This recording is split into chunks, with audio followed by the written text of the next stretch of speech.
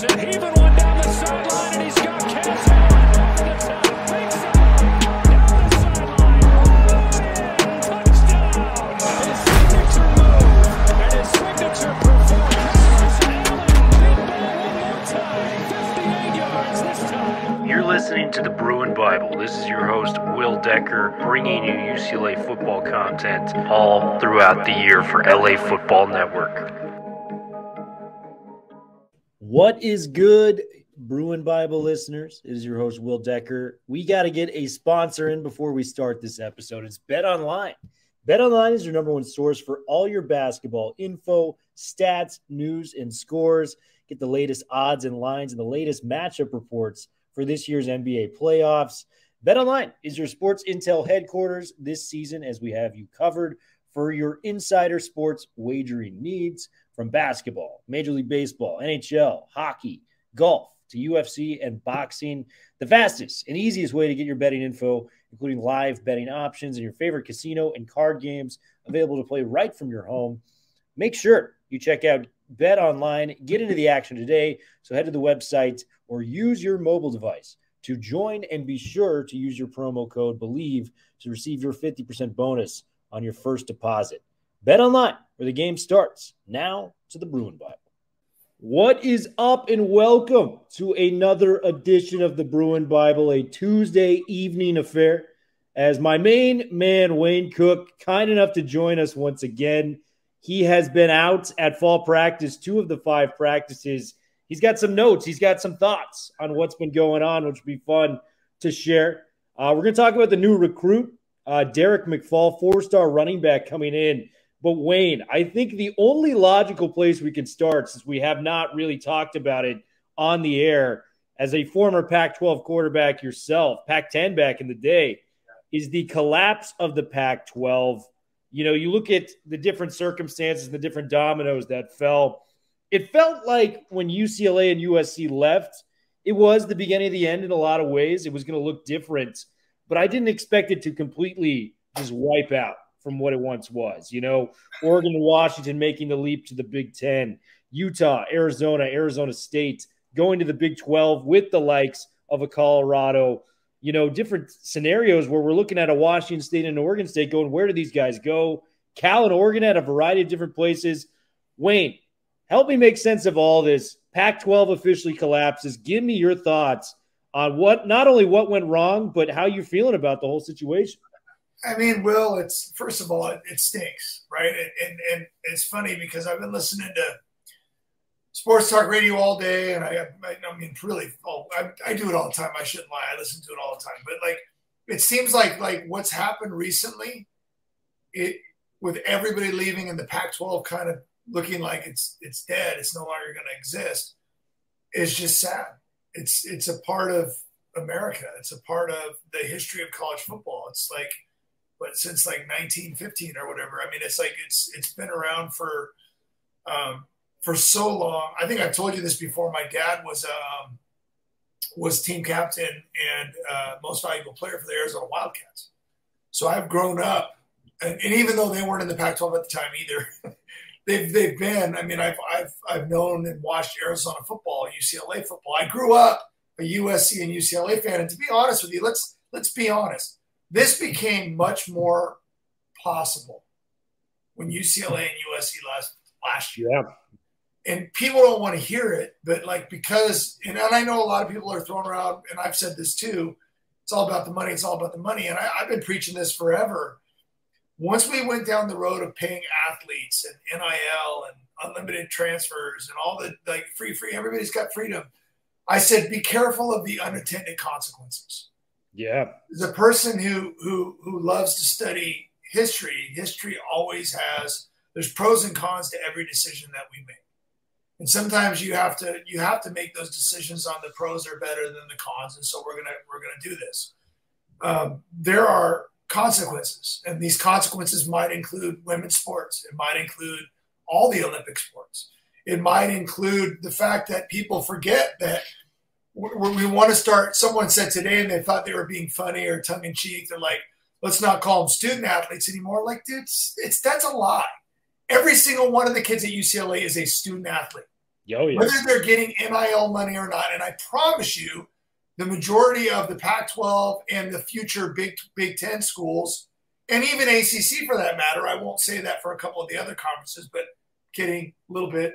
But for those, academics does matter. And I do believe that those presidents care that the students get an education, because we can pull up the charts of the percentage of athletes. And I swear, I heard someone say this the other day too, and I thought it was brilliant. You go to any college in America, even some of the D2 schools, and you ask those kids what they want to do when they're done with their football career, and they're like, they're going to the NFL. All of them. Every player from Fresno and Rice and UCLA and Alabama, like the big ones, all the way down to the schools that they might not have one kid that makes it in the NFL. There are still young people on those teams going, I'm going pro. And they're going to realize they're not. And trust me, I was one of those people. I went, I had a cup of coffee and a couple of camps, and it doesn't work out for way more of us, 90-something% of us, than it does the others. So what I hope is, with all this chaos, that we keep reminding people that at places like UCLA, the kids still go to school. We have the highest GPA we've had in a long time. Kids are getting master's degrees. Some of them are getting multiple. Guys like Shea Pitts, who was such a good human and got everything out of his body possible at UCLA. Like, did everything he could, and he tried to make it. Now, let's be honest, Shea was probably not going to make it in the NFL. But he's already back on campus. I saw him on Saturday when I was there, and I was like, is that Shea? And he's out there helping coach. So I don't know. I'm kind of rambling as I usually do, and I apologize, but like, it stinks. But at the same time, this is where I'm going to be weird.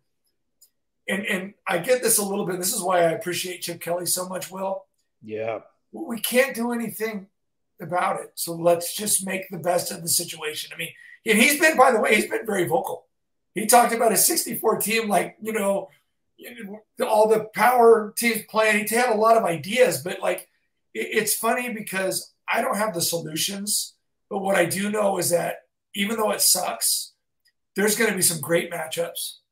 The Big Ten is going to be, and let's be honest, Oregon, Washington, USC, and UCLA versus, and again, I apologize if I'm insulting anybody, but versus Colorado, Arizona State, and I'm going to ignore Utah because Utah is the big get, in my opinion. Maybe not market-wise, but football program-wise, it's the big get of those four.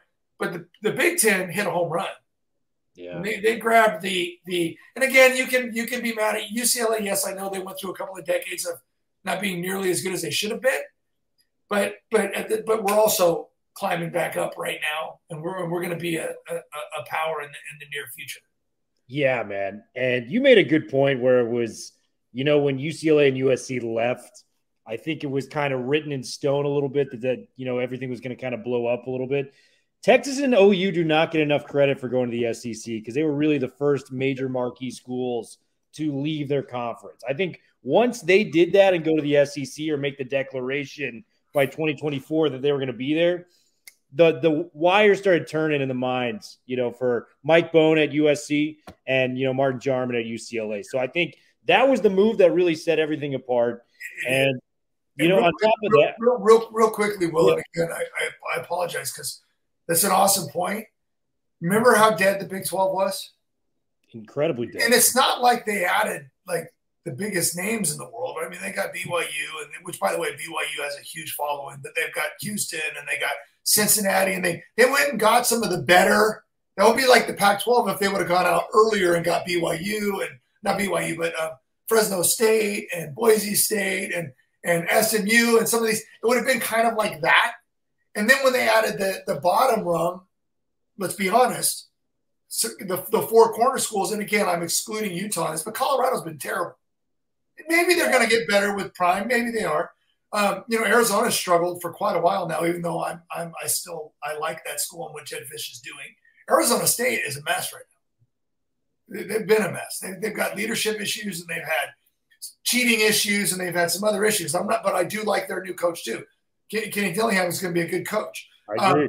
But all of this, if the leadership is what I was going to get at, what you said, of the Big 12 said, we're not going to just sit and say, hey, we're the Big 12, because they could have died just like the Pac-12 just did. Yeah. They didn't. They went out and did something. It feels like the Pac-12 just sat back and said, yeah, we're the Pac-12. We've got this amazing history. We're going to be okay. And then when the offer was made of, and again, I don't know the exact numbers, but people were throwing out the $20 million with incentives or subscriptions to Apple TV and really no linear. People were like, really? Like, we've been waiting this long? And it's like, we don't know. There'll be a 30 for 30 at some point in time that goes behind the scenes and we learn more about what actually happened, the death of the Pac-12.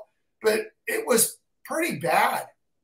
And SC and UCLA kind of maybe saw this coming and couldn't turn down the amazing opportunity they got, which, by the way better than what Washington and Oregon got. Yeah, and to pivot on that point, do you remember when the Big 12 was trying to do a merger with the Pac-12 at one point in time, and Kleefkoff just kind of waved them off? It may have been Larry Scott at the end of his tenure. I heard SC didn't want that either. Well, I mean, as I don't know if that's true or not. As the Bruin Bible podcast, SC always ruins everything, man. That's what they do. This is the UCLA podcast. We got to say that where it comes up.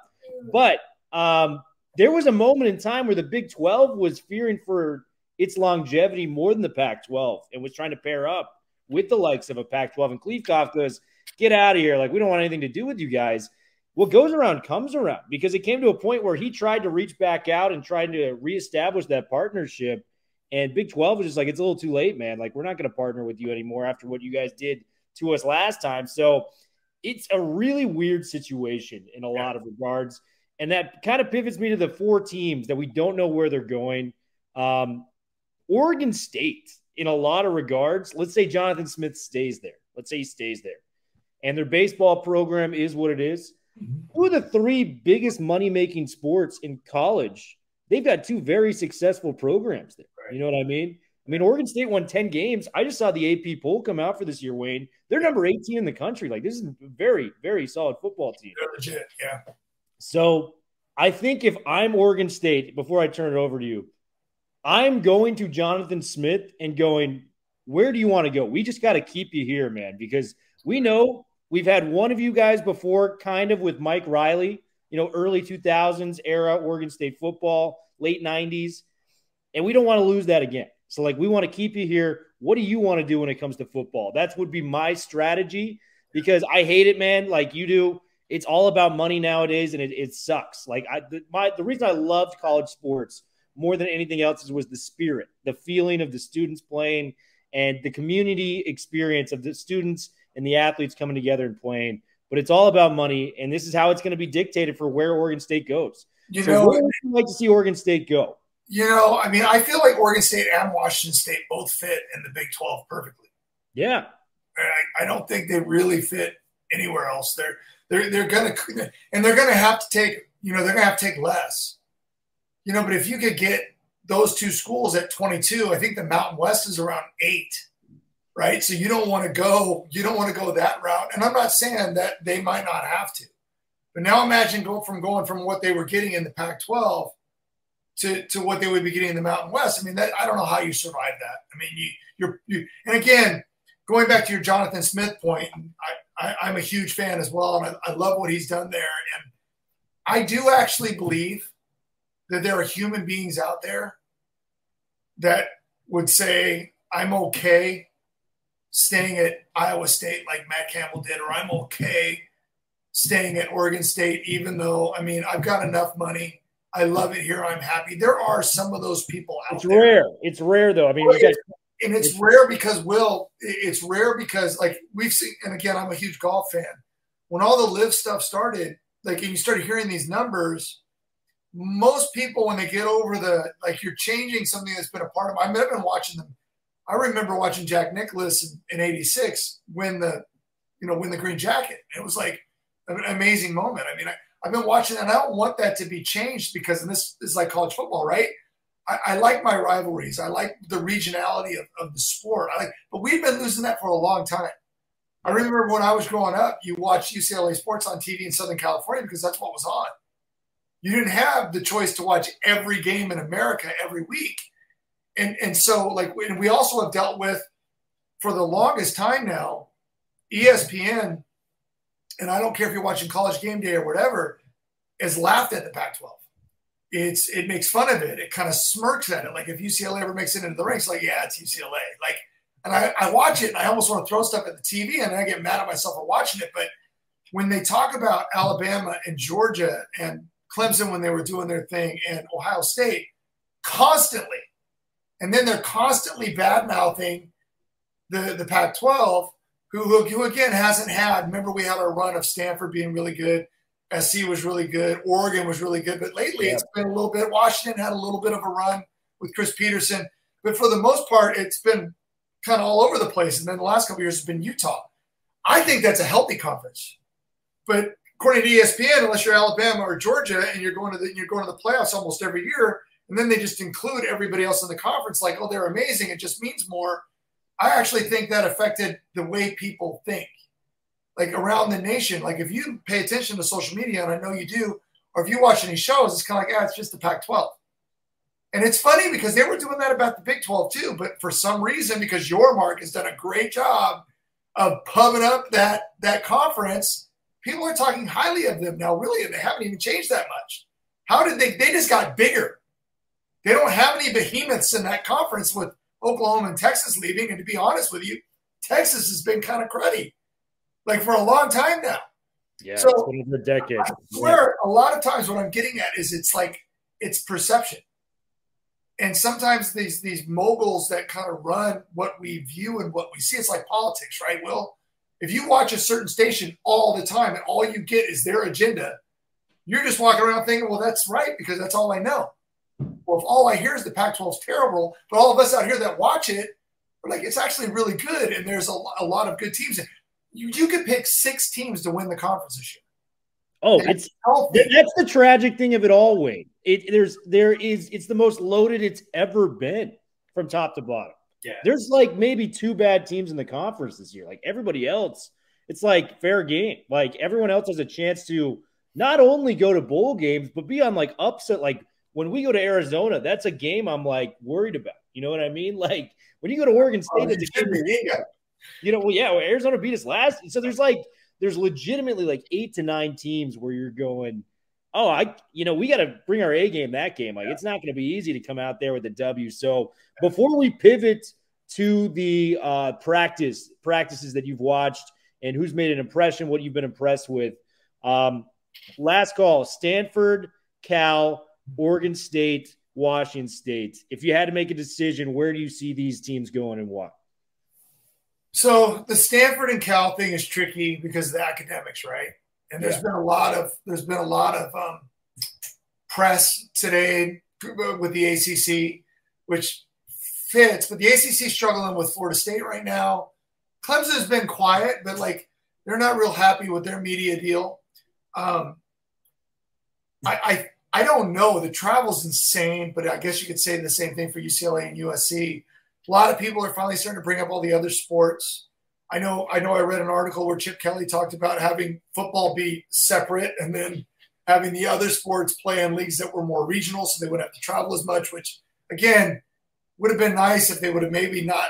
Doesn't it feel like we almost rushed into all this? Oh, 1,000%. And then everybody's going to be like, oh, crap, what do we do? Think about Stanford. Someone pointed this out too. I'm stealing this, but they win more national championships than anybody. And I know UCLA is close, but Stanford just kicks butt. They're like a feeder system to the Olympics, right? What's going to happen if Stanford has to try to become independent? Or if, you know what I mean? Like, I don't know where they fit. The first thing I thought was Oregon State, Washington State should go to the Big 12. Big 12, make them a fair offer, but less than everybody else. They'll probably take it. And then let them, because you're going to be surprised, by the way, if you're in I don't think that Oregon State and Washington State move straight to the bottom of that conference. No. They come in right in the middle, and every 3 or 4 years, you're going to be like, oh, crap, they're good. Yeah. And then they'll fall off for a little while, and then they'll come. Remember when they had the Rogers, Jaquiz and his brother? Those were 10-win teams under Mike Riley, and it got him his job, I think, at Nebraska. But he was kicking butt there. and they loved him there, and they were winning 9-10 games. And so these programs can win. So I think they would do well there. Stanford and Cal are so tricky to me. And I think Cal is a mess. Oh, the whole athletically, thing, the financial thing. I mean, the fact that they're just not. I mean, basketball. Do they win at all? They went 4-22 last year, if I'm correct. I mean, like that. How do you do that? I know. You're a great academic institution where your degree matters.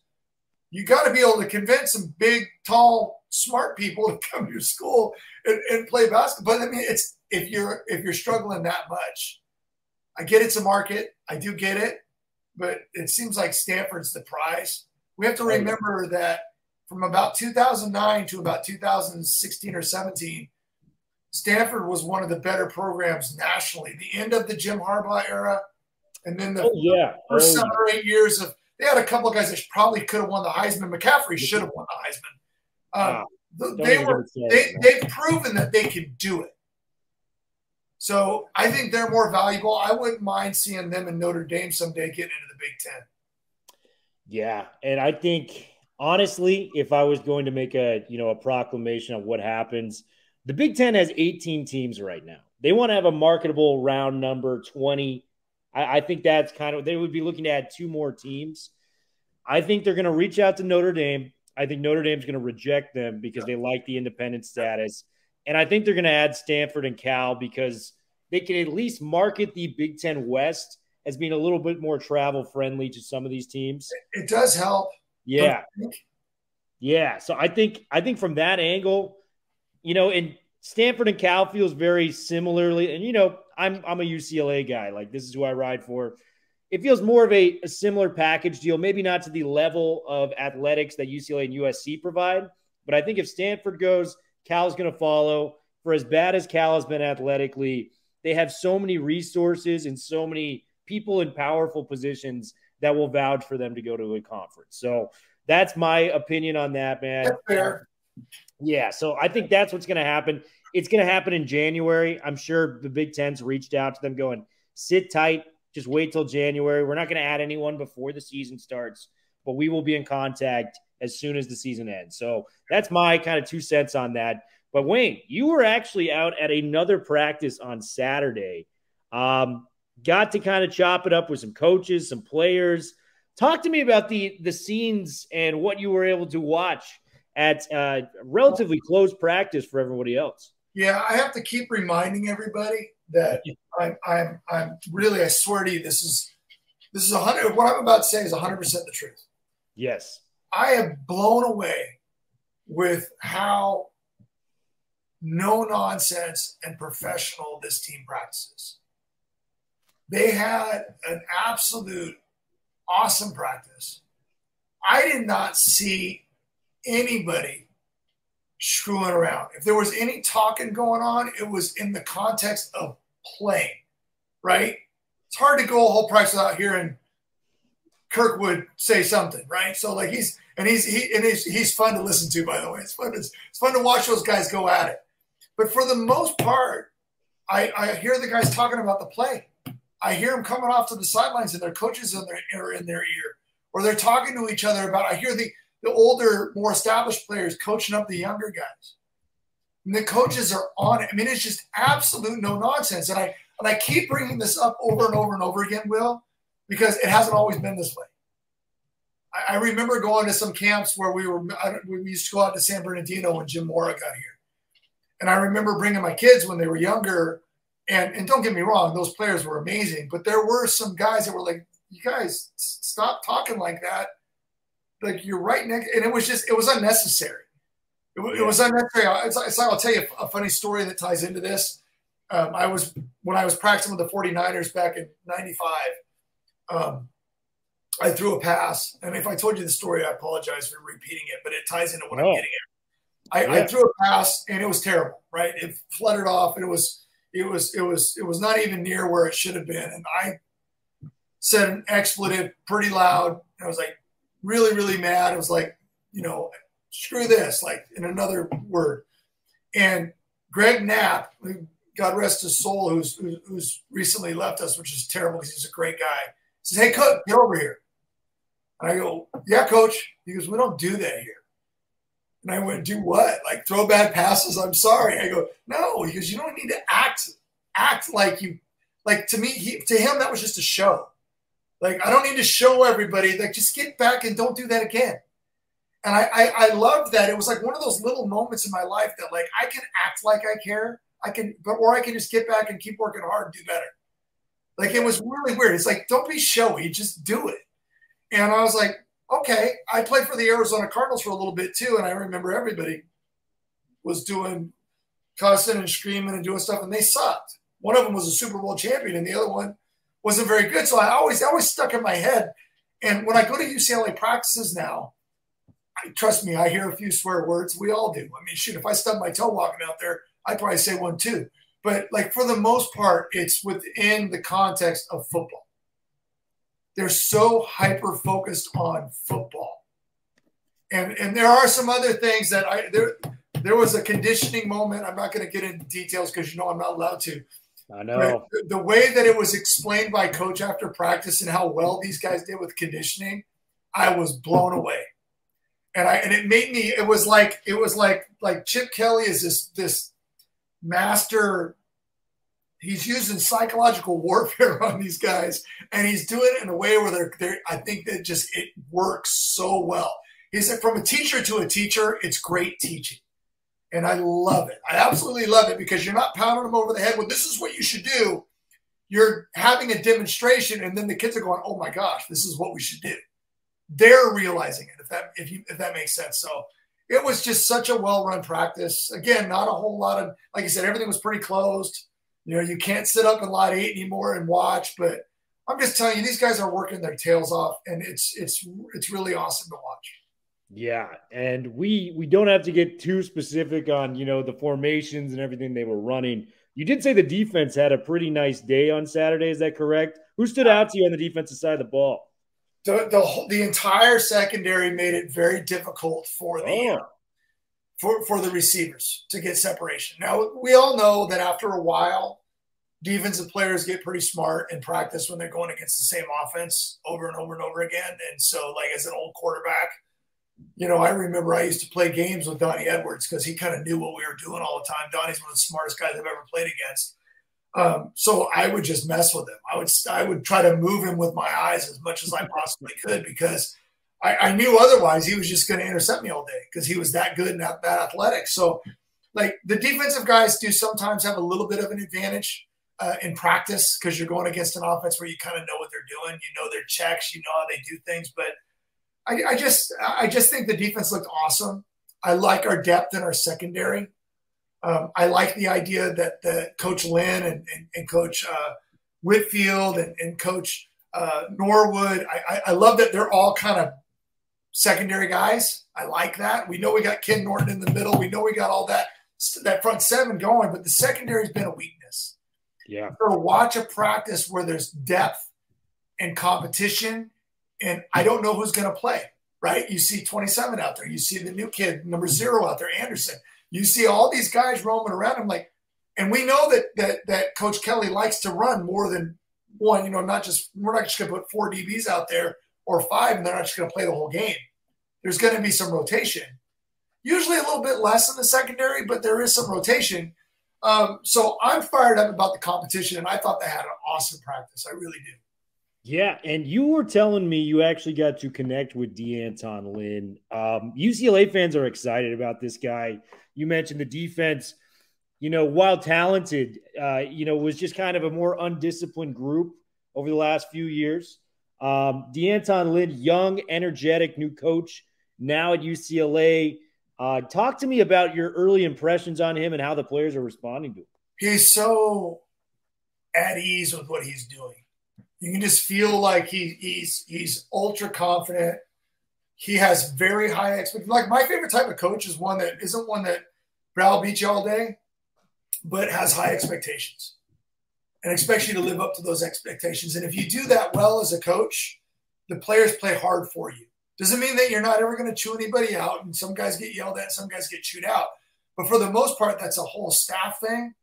I mean, all these guys I'm talking about, they have a way of expecting a lot. And it's almost created this atmosphere as the kids now are expecting a lot from themselves. Like when they make mistakes, they're looking for coaching. Like, well, what can I do better? What did I do wrong? And I think the scheme, and I did hear this from somebody, and I'm not going to get too specific, but it leads to them being comfortable and aggressive. And I think for all athletes, we like to not be thinking too much. I mean, I swear there were times in my playing career where you could ask me to drop why I did something, like, why did you call that audible? And it just, sometimes it's just like, I just saw something and that felt like it was the right play to run. And that sounds like a terrible answer, but sometimes it's just like, you just see it. It's just, I don't know. It was just, there was a hole right there.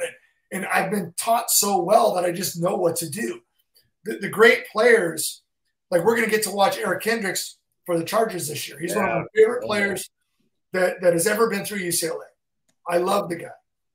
His instincts were so good that he just was always a step ahead of everybody else. And you do that when you're just ultra confident in what you're doing and you're not even thinking anymore. You're just reacting.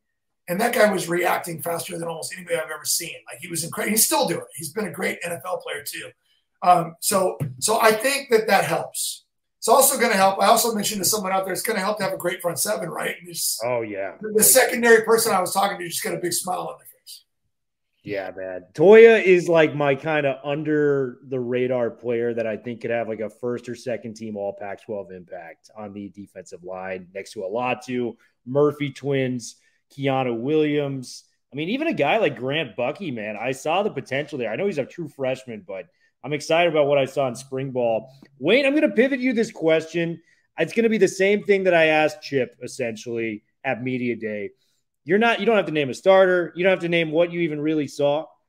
But tell me what you liked about some of the quarterbacks that we've seen, because that is the talk of UCLA. What have you liked about Dante Moore? What have you liked about Garbers and Martin, some of these guys? So this is a great question because I went over and I watched these guys throw into the net, right? And there was a little bit of wind, and they were throwing into the fade route into the bigger net, and they were missing a lot. And it was funny because they're all, I mean, trust me, they had overall all 5 quarterbacks had great practice. Yeah. Okay. Cool. Yeah. All 5. And really, I shouldn't say that because I met 6 too. Luke. I talked to him. What a nice young man. He's swimming mentally right now. Like everything's like that coming at him real fast. And I just pulled him aside and said, hey, dude, just hang in there.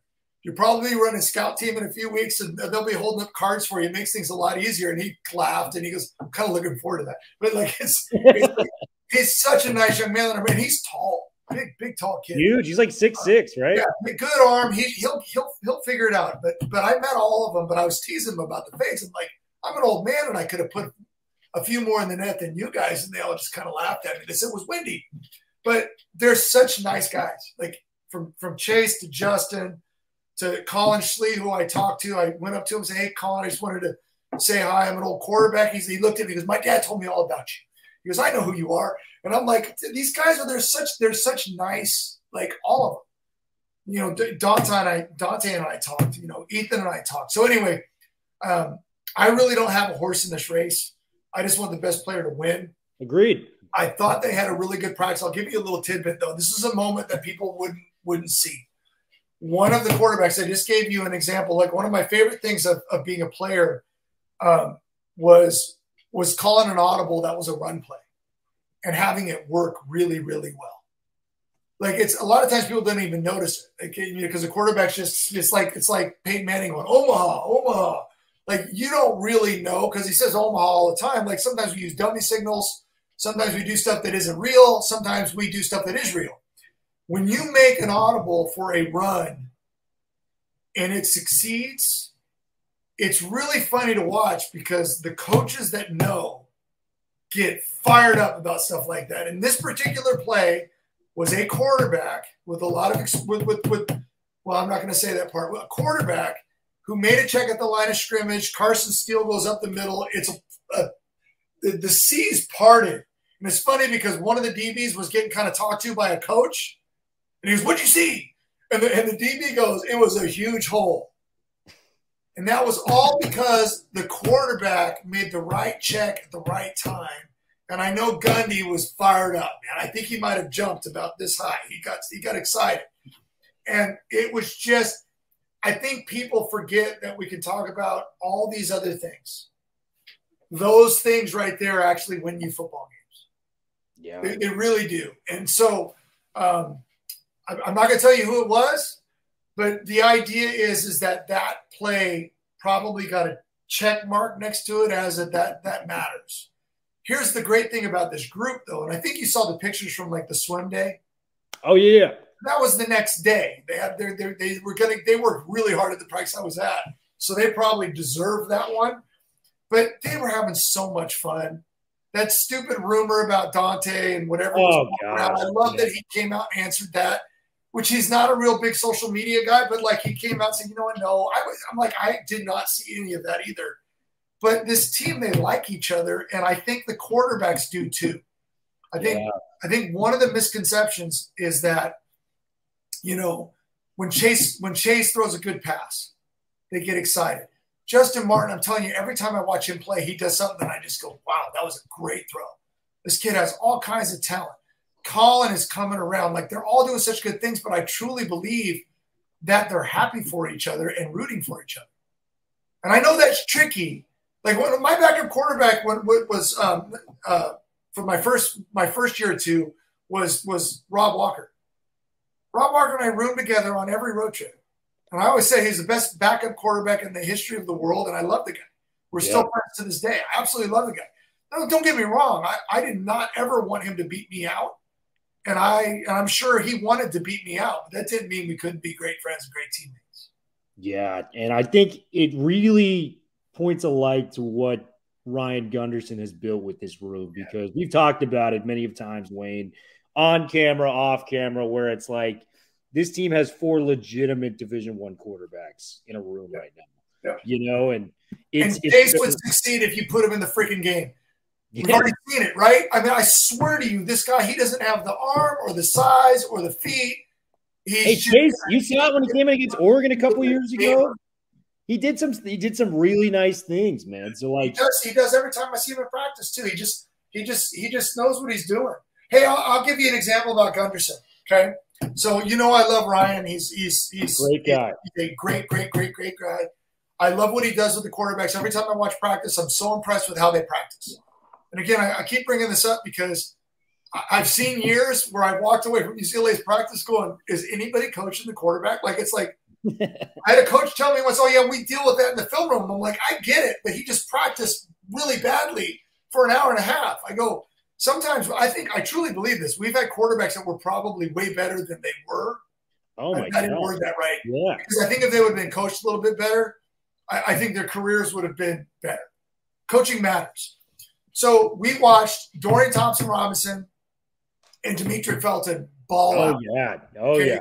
We watched Demetric Felton do that hand on the ground, right? You remember he had a hand on the ground play where he used to do that at UCLA. Deshaun Foster is a great coach. All of his running backs succeed. They all do. They're just, and I watched so many things from Demetric's first year as a running back to when he was in his last year as a running back at UCLA. His patience, his ability, his cutback ability, his bouncing it outside ability, putting the hand in the ground, run after contact, his balance, like all that stuff is so good. So I attribute that to coaching because he had that stuff at UCLA. Yeah. If you watch, and someone did a great job of breaking down the film of one of the passes that Dorian Thompson-Robinson threw. Oh, QB school. This is so good. Yeah, I saw it. I saw that. When I watched Dorian at the combine, and this is going to sound mean, and I'm not trying to be mean, but I'm watching them drool all over Will Levis, and I'm going, why? He throws across his body. His feet are terrible. Yeah, he can throw the ball a long way. Who cares? Like, that doesn't make you a great quarterback. And maybe he'll be good, but he needs to be coached some because his mechanics are not great. They're really not. But Dorian's are. And Dorian's had the biggest arm at that camp, right? They did the speed thing, and he won. And Dorian's got great feet. It doesn't mean that. And remember, Dorian has played a lot of football, but he didn't really play quarterback until his senior year of high school. So I still think there's more growth in Dorian. I've watched Dorian become less and less receiver and more quarterback as he's progressed through. And again, it helps to have a good coach. But, and then granted, now he's going to see more difficult defenses than you see early in preseason because no one's doing anything complicated. But Dorian looked polished. I'm willing to bet you all of week one that we watch this week, you will see very few rookie quarterbacks. And I'm including all of them. That have as good a performance as he did. And again, that's got to be attributed to Chip Kelly's, running a somewhat of a pro-style offense, right? And the coaching that they're getting from both Coach Kelly and Coach Gunners. Yeah, the coaching, is just unbelievable when you look at, just the pro-level coaches that are at UCLA. I mean, we've raved about Deshaun Foster. Find me a better running backs coach than that in college football. Ken Norton Jr. was the best linebackers coach in the NFL. Like Bobby Wagner, KJ Wright, these guys give that guy credit for developing them into like an absolute studs out on the football field. This guy's coaching UCLA's linebacking room. Tim Drevno was the 49ers offensive line coach. He's coaching the line. And then Gunderson, I think he's next up, man, in terms of, I think he's going to get an offensive coordinator job if he wants it. I want him to stay as long as he can. And in Neuheisel, like even when we talk about recruiting stuff, how many people throw out, oh, I really like that Neuheisel guy as a coach. Like he's just infectious. And if you watch his receivers, I mean, I'm talking about competition. Holy cow, dude! And you want playing time in that room, you better show up every day because there's a lot of dudes that are getting after it. That receiving room is as stacked as it's ever been at UCLA. And that's a great point that I want to kind of, close with. Jerry Neuheisel played a huge part in the recruitment of a 4-star running back, arguably, depending on the website you check out, your recruiting service of choice, arguably the best running back in Texas with these rankings, decides to go to UCLA. It offers from Alabama, Texas A&M. And Wayne, before I turn it over to you, I just want to say how crazy it drives me with this fan base still incredibly pissed off at Chip Kelly saying, oh, he can't recruit. It enrages me because you go, find me a guy that he hasn't gotten in the transfer portal that has become an immediate impact player. I mean, you look at the guys on our front seven, Wayne, Latu, Murphy twins, Toya, Muwasau, Oladipo. Those are all starter levels, like above average starter levels that are going to be playing that were in the transfer portal coming to UCLA. You know what I mean? So he's combined the transfer portal. He gets Dante Moore last year. He gets he's about to get Quasi Gilmore, I think a lot of people believe, coming up this Friday. Gets a Derek McFall. I mean, am I crazy to think that Chip has this program in such a great position heading into a new conference and can absolutely recruit with the best of them when he puts his mind to it, Wayne? Some people are really stubborn, right, Will? Yeah. Like, I think I'll go back to something I was talking about earlier about like when you hear ESPN, for example, talk about the Pac-12 in a negative light for so many years and so often and every single week. Eventually, even people that work for the Pac-12 network start saying negative things. It's like it just sinks into your brain. I don't know who started it, but this idea that like if you're a coach that wants to keep getting paid the amount of money you're getting paid, and if you watch the joy that Coach Kelly has in running a football program, I had an unbelievable conversation with him on Saturday just about other stuff.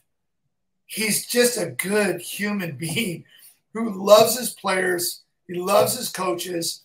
They're just doing things so well. And it's almost like people don't get that, like you pointed it out, recruiting is the transfer portal now. Yeah. You can get a kid. I mean, remember, like, not only did Ethan Garbers come to UCLA from Washington as a 4-star recruit, we had another player, Colson Yankoff, who was a big-time quarterback at Washington as well. And both those guys could play crucial roles in this team this year. Now, I'm not saying who's going to start and who's not, but they're crucial roles. And even if Garbers ends up being the backup, he's still got leadership ability, and the players love him, and there's all that stuff. Yankoff's got a chance to play. Even though he might be that third running back, he's still got a chance. like those guys were both big-time recruits that transferred to UCLA but have stayed, even though they haven't started right away. Now, I know the transfer rules make you sit out and stuff like that if you leave, but like, and then you're talking about all the players that have come to UCLA and started. Like, he's recruiting not just high school kids like Dante Moore, as you pointed out, or the recruit we just got, the running back from Texas. Yeah. But he's recruiting kids that, like Anderson from Bowling Green or Muasau from Hawaii, right? Latu was a Washington kid also. Ali Cajo, who's starting to practice some. Yeah, it's great to have Alabama kid. We've got kids from Texas A&M. We've gotten kids from, all over the country. And to be quite honest with you, if you're paying attention, most of our transfers going out aren't doing as well as the guys coming in. Yeah. We're choosing, and I'm not saying that most of the people that are leaving, and I know Phillips is doing great with the Miami Dolphins in the NFL, but his was different because it was a medical, there was some other issues there.